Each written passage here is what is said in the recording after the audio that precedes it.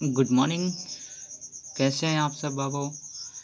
आज आप लोगों को हम लोग परसेंटेज चैप्टर्स का नेक्स्ट वीडियो अपलोड किया जाएगा। इसमें डिफरेंट टाइप्स के क्वेश्चंस के बारे में आज हम लोग चर्चा करेंगे, जो एग्ज़ाम की दृष्टि से सबसे इम्पोर्टेंट टॉपिक्स होगा। आइए, आज हम लोगों को 12 टॉपिक्स तक 12 टाइप्स के क्वेश्चंस को अटेम्प्ट किया गया था। आज हम लोग चलेंगे 13 टाइप्स में।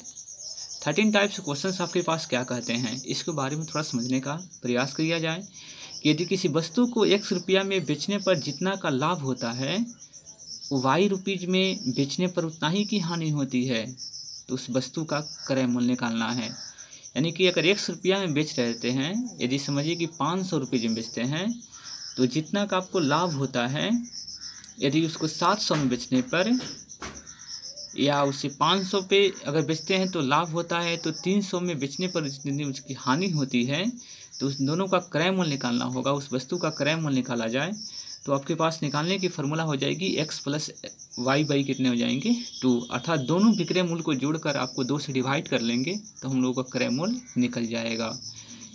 किसी भी क्वेश्चन को अटेम्प्ट करने के लिए बाबू ये क्वेश्चन थ्योरी को अप्लाई कर सकते हैं, जो बिल्कुल शॉर्टकट तरीका से आपको मिलेगा।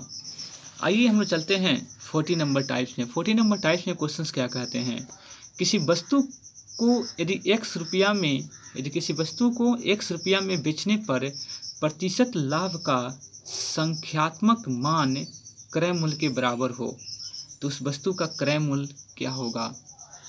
तो उस वस्तु का क्रय मूल्य फार्मूला आपके पास हो जाएगा 10 into under root X plus 25 minus कितने हो जाएंगे 50। इसका अर्थ क्या हुआ, किसी वस्तु को यदि X रुपया में बेचने पर प्रतिशत लाभ का संख्यात्मक मान क्रय मूल्य के बराबर हो। इसका अर्थ क्या हुआ कि समझिए कि अगर X रुपये में किसी वस्तु को बेचते हैं, 200 रुपये में मान लेते हैं किसी वस्तु को, अगर हम लोग बेचते हैं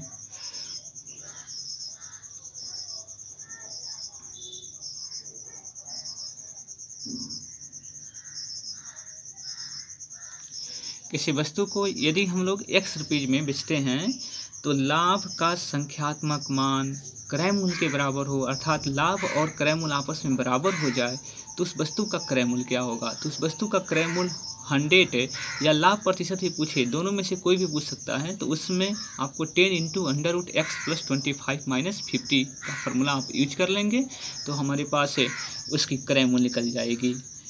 नेक्स्ट टाइप के क्वेश्चंस आपके पास दिया गया है कि यदि किसी वस्तु को X रुपया की अपेक्षा Y रुपया में बेचने पर लाभ प्रतिशत n गुना हो, तो उस वस्तु का क्रय मूल्य ज्ञात करिए।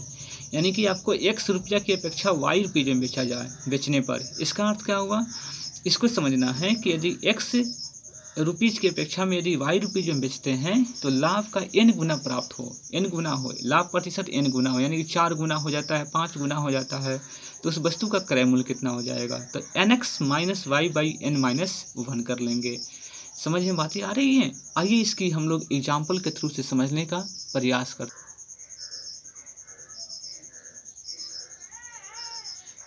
अब इसमें समझना क्या था कि यदि किसी वस्तु को X रुपया की अपेक्षा Y रुपीज में बेचने पर लाभ प्रतिशत यदि n गुना हो जाता है, तो उस वस्तु का क्रय मूल्य निकालना है। तो इसमें हो जाएंगे फार्मूला आपके पास nx minus Y by n minus 1, अर्थात किसी वस्तु को समझिए कि 500 की अपेक्षा यदि उसको 700 में बेचने पर उसका लाभ प्रतिशत यानी 2 गुना हो जाता है, तो उसका क्रय मूल्य ज्ञात करिए। तो आपके पास अगर x को आपने 500 माना है, y को यदि 700 माना है, अगर इसको 2 गुना माना है, तो x के प्लेस पर 500 रखेंगे, n के स्थान पे 2 रखेंगे और y के स्थान पे लिखेंगे 700। बस इस कैलकुलेशन को समझ लेना होगा।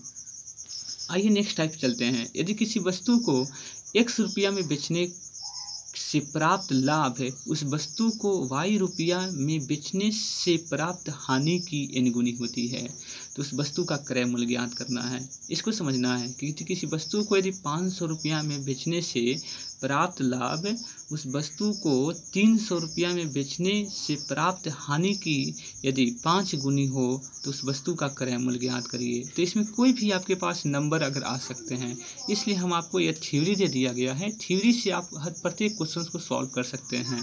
तो इसकी फार्मूला हो जाएगी x plus N Y by N plus 1। इसमें थोड़ा सा ध्यान रखनी पड़ेगी, x plus N Y by N plus 1 हो जाएगा।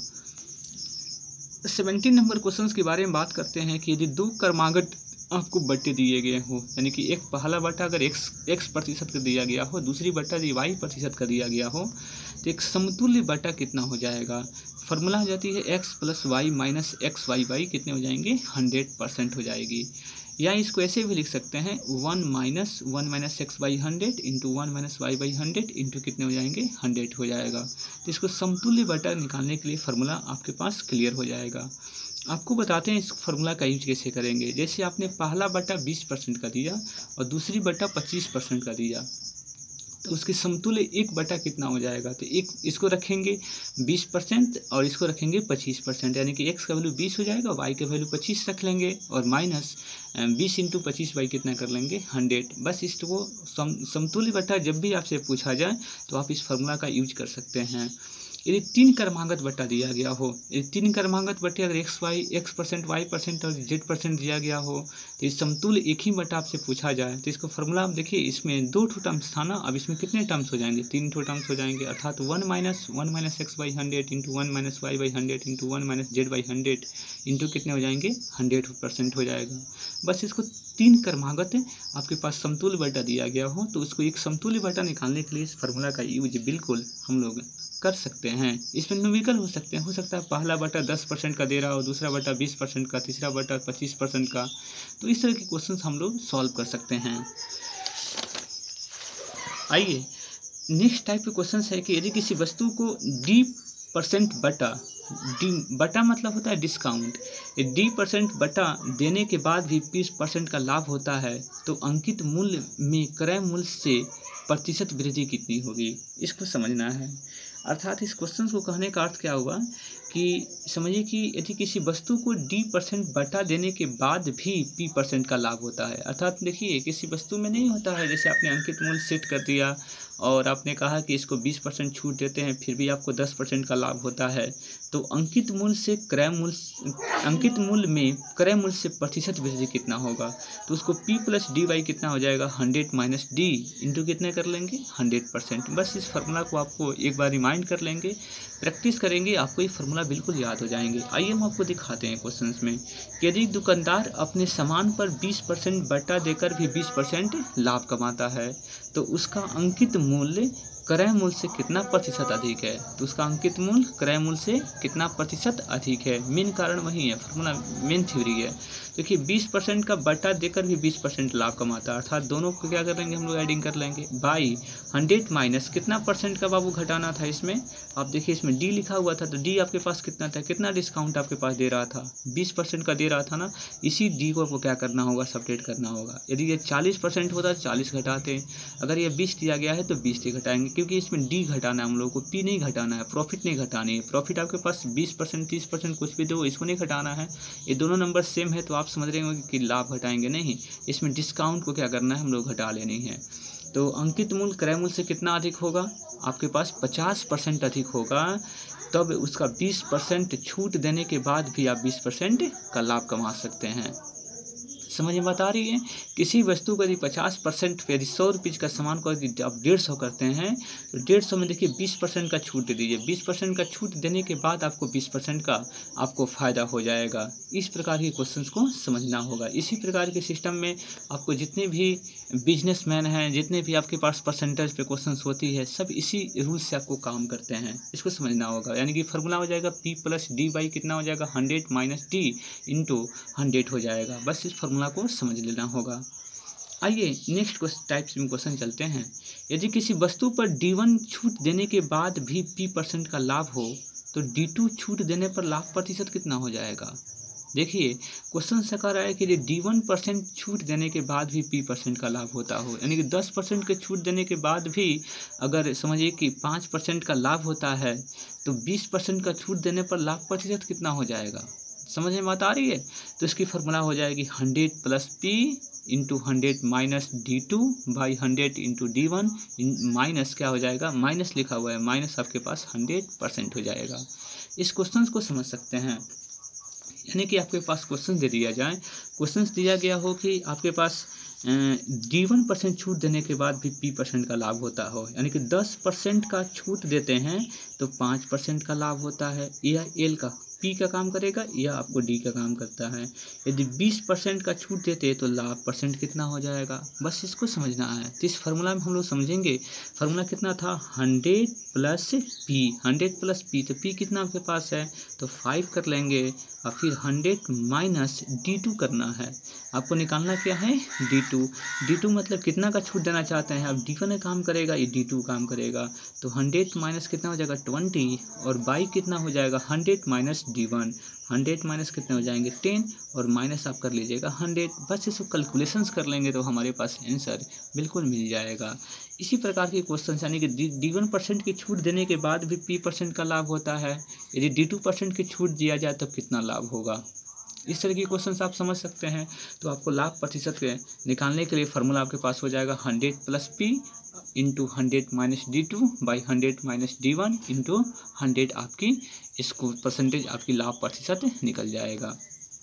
नेक्स्ट टाइप के क्वेश्चन चलते हैं बाबू कि यदि वस्तु पर D1 बटा देने के बाद भी P% का लाभ होता हो तो उसका अंकित मूल्य ज्ञात करना है। क्या निकालना है सर, अंकित मूल्य। अब देखिए D% बटा देने के बाद भी P% का लाभ होता है, अर्थात 10% का छूट देने के बाद भी यदि 5% का लाभ होता हो तो उसका अंकित मूल्य कितना था। तो अंकित मूल्य निकालने के लिए फार्मूला काम करेंगे, क्रय मूल्य इंटू 100 प्लस P बटा 100 माइनस D हो जाएगा। बात समझ में आ रही है, यानी कि 100 प्लस P बटा 100 माइनस कितने हो जाएंगे D। वैसे इस फार्मूला का यूज कर लेंगे, आपके पास क्वेश्चन अंकित मूल्य बिल्कुल निकल जाएगा। आपको क्रय मूल्य दिया रहेगा, इसमें परसेंटेज भी आपको P% दिया रहेगा, D भी % आपको दिए रहते हैं, बस क्लियर कर लेना है, अंकित मूल्य आपकी बिल्कुल निकल जाएगी। एक दुकानदार को अपने सामान पर जो उसे 3000 रुपये में खरीदा है, कितने में खरीदा है 3000 रुपये में, कितना मूल्य अंकित करना चाहिए कि उस वस्तु पर 25% की छूट देने के बाद भी 10% की उसको लाभ मिल सके।